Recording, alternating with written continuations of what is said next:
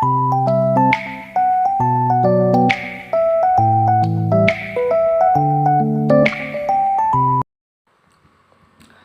Tuan, Nyonya Lona sudah beberapa hari ini pergi dari rumah. Apa? Riko dan Rino berteriak bersamaan. Kenapa dia tidak tahu soal hal ini? Rino merasa terlalu sibuk dengan pernikahan dan menghabiskan waktunya untuk istrinya cantiknya. Juga Riko yang memang beberapa hari ini menanyakan kabar pada ibunya. Dia sibuk menemani Kayla dan juga mengurus perusahaan. Ibu pergi kemana? Tanya Rino. Sedangkan Riko langsung menghubungi ibunya tapi tak ada jawaban sama sekali. Ibu belum juga pulang? Tanyanya dalam hati Tania. Karena telah berjanji pada ibu mertuanya untuk tidak memberitahukan siapapun tentang keberadaannya. Tapi kini Tania jadi serba salah. Tania menarik suaminya untuk menjauh dari mereka. Ada apa? Kau ingin makan apa? Tanyanya karena Tania tiba-tiba menarik tangannya. Ada sesuatu hal yang ingin aku katakan padamu, ucapnya dengan ragu sambil melirik ke kanan dan ke kiri. Ada apa Tan? Tanyanya merasa bingung dengan sikap istrinya. Aku sebenarnya tahu di mana ibu sekarang. Rian langsung menggigitkan dahinya, lalu Rian berusaha tidak menghiraukannya, tapi dia menjadi penasaran sekarang. Iya, aku tahu di mana ibu sekarang, tapi ibu melarangku untuk memberitahukan siapapun. Dan melihat ayah yang saat ini terbaring di rumah sakit, aku jadi merasa bersalah. Kakak-kakakmu sedang khawatir dengan keadaan ayah Nata, lalu mereka juga dibuat cemas dengan keberadaan ibu saat ini. Rian, aku harus bagaimana? Sudahlah, aku tidak salah. Kau tidak salah, jangan pikirkan itu, biarkan saja. Hei, mana mungkin aku bisa tak memikirkannya. Rian, bukankah kau sudah tahu kalau Kak Riko dan Kak Rino juga bukan anak kandung ibu, tapi mereka juga sama cemasnya. Tapi kenapa kau tidak sama sekali? Rian, kau sudah tahu kenyataannya, kenapa kau sama sekali tidak membuka hatimu sedikit pun untuk ibu? Iya, aku sudah tahu semuanya, tapi dia juga sama telah merebut ayah dari ibuku. Dia sama saja dengan istrinya yang lain. Tania merasa lelah berdebat dengannya, sangat sulit sekali melunakkan hatinya yang keras. Dia benar-benar keras kepala. Setidaknya kau punya belas kasih untuknya. Dia yang sudah merawatmu dari kecil. Kau seharusnya diamlah Tania. Jika kau tak ingin melihatku lebih marah lagi dari ini, lebih baik kau diam, bentaknya. Terserah, marah tinggal marah saja. Aku tidak peduli, balasnya kemudian lalu Tania berlalu pergi.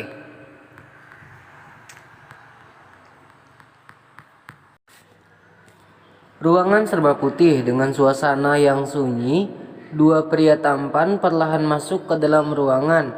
Mereka diberi kesempatan untuk melihat ayahnya terlebih dahulu. Pria paruh baya yang tak kalah tampan dari mereka tampak berbaring dengan bibir yang pucat. Ayah, Riko menyentuh tangannya pelan. Tangannya yang semakin hari semakin keriput, pertanda ayahnya sudah tua.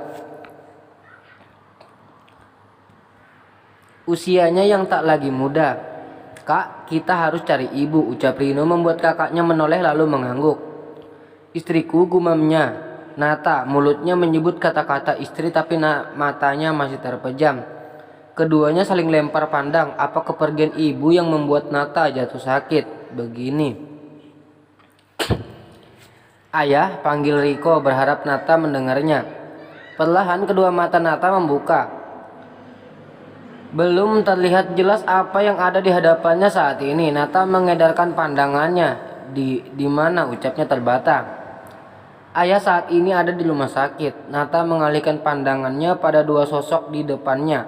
Riko dan Rino tersenyum ke arahnya. Riko, Rino, Nata memanggil mereka kedua. Putranya yang ternyata sudah besar-besar. Ada perasaan haru di dalam hatinya. Ayah, apa yang terjadi pada ayah? Apa yang ayah rasakan? Bagian mana yang sakit? Rino bertanya bertubi-tubi. Dia sangat mengkhawatirkan ayahnya. Ayah tidak apa-apa. Ayah hanya merindukan ibumu, ujarnya dengan mata berkaca-kaca. Berhari-hari ia merasa kesepian di rumah. Setiap kali ia masuk ke dalam kamar, hanya ada bayangan Luna di dalam sana.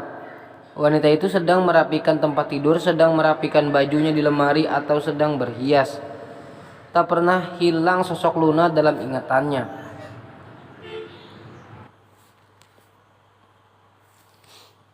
Sebenarnya kalian ada masalah apa ya? Kenapa ibu pergi dari rumah? Lalu kenapa ayah tidak memberitahu kita? Nata menahan sesak di dada. Begitu sedih saat Luna ditemukan ada di mana. Ayah tidak mau mengganggu waktu kalian. Rino baru saja menikah dan kau pasti sibuk karena harus mengurus beberapa perusahaan milik ayah, jawabnya. Sedangkan di luar ruangan, para istri duduk berjejeran di kursi tunggu. Rian dan Paman Tony entah pergi kemana. Tania, wajahmu terlihat pucat. Apa kau sedang sakit? Tanya Valencia yang duduk di sebelahnya. Sedangkan Kayla duduk di sebelah Valencia. Sebelah kanan Tania menggeleng.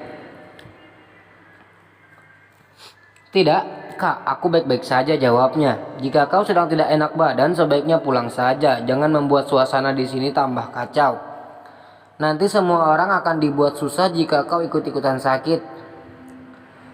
Kayla tiba-tiba berdiri dan berbicara seperti mengusirnya.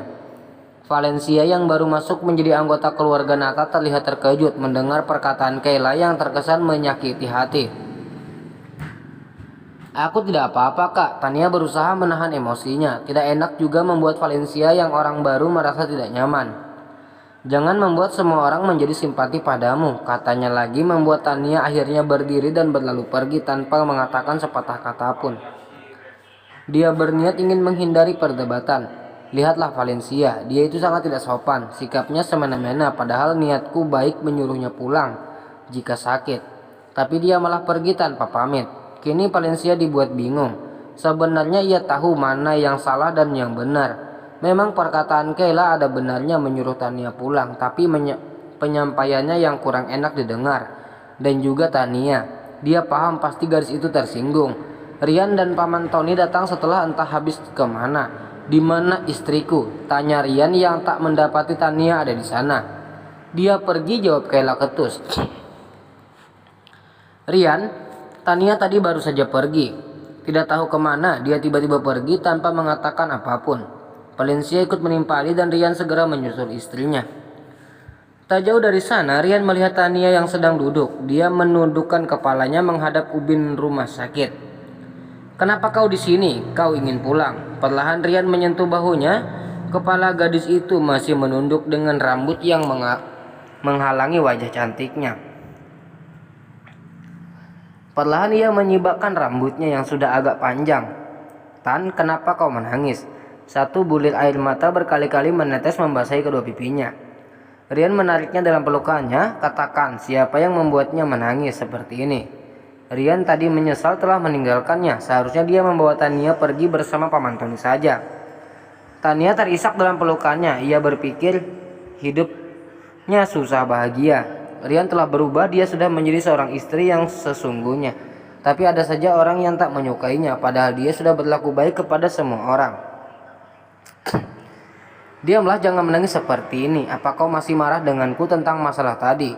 Aku kan sudah minta maaf. Nanti kita akan sama-sama memberitahukan ayah di mana keberadaan Rian. Menjeda kalimatnya sebentar. Kebenaran Ibu Luna. Sepertinya menyebut nama wanita paruh baya itu terasa berat. Mendengar perkataan suaminya, dia lantas mengangkat kepalanya, melihat kesungguhan kedua bola matanya. Benarkah kau akan memberitahukan ayah? Tapi kita beritahukan saja, jangan sampai orang lain tahu bahwa kau yang sengaja menyembunyikan keberadaan Ibu Luna. Aku tidak mau kena masalah nanti, ucapan Rian, dan ada benarnya juga. Walaupun dia sama sekali melanggar janjinya pada Ibu Luna, tapi ini semua demi kebaikan. Ayah Nata sedang berbaring di rumah sakit. Setidaknya kabar bahagia ini mampu membuatnya tersenyum. Kali ini giliran Rian, Tania, dan yang lain masuk keduanya bergandengan lalu melihat Nata yang sudah dengan posisi duduk bersender. Ayah, Rian menarik dua kursi untuk ia duduki bersama sang istri. Rian, apa kau tahu? Nata menatap langit-langit kamar dengan matanya yang kosong. Iya, Rian tahu, jawabnya cepat. Nata lalu mengalihkan pandangannya langsung pada Rian. Kau sudah tahu? Tahu dari mana? Ayah belum mengatakan pada siapapun, bahkan kepada kedua kakakmu, bahwa ibumu telah menggugat cerai ayah. Dek. Rian dan Tania langsung saling pandang. Bukan itu maksud Rian. Maksudnya ia tahu tentang keberadaan Luna, bukan masalah tentang perceraian. Ibu mengajukan perpisahan. Ini Tania yang bertanya. Nata menghela napasnya, matanya menangis bersamaan hatinya yang sakit. Bukan itu yang Rian tahu ya. Rian mengetahui di mana keberadaan ibu sekarang. Nata langsung bangun dari bersendelnya lalu menatap Rian tanpa henti. Kau tahu di mana ibumu sekarang? Katakan. Nata tak sabar mendengarnya. Ibu saat ini di sebuah penginapan ya, jawab Tania memberitahu. Begitu terngiang-ngiang ucapan Nata barusan. Apa yang terjadi pada mereka? Rian selama ini tidak tahu apa yang sebenarnya terjadi pada mereka berdua. Di hadapan anaknya Nata terlihat begitu menyayangi istrinya. Begitupun Luna yang selalu menjadi istri yang berbakti. Rian, aku ingin kau berbaikan dengan ibu. Ibu sangat merindukan Rian kecil. Dia selalu bercerita ingin sekali menjalin kedekatan denganmu lagi. Rian masih teringat beberapa momen kebersamaan dirinya bersama Luna. Tak dapat dipungkiri dia juga merasa rindu dengan suasana itu. Tapi jika mengingat goresan tulisan tangan di buku diary milik Angel, hatinya tak kunjung berhenti membenci. Tapi memang ini semua bukan salah Luna sepenuhnya.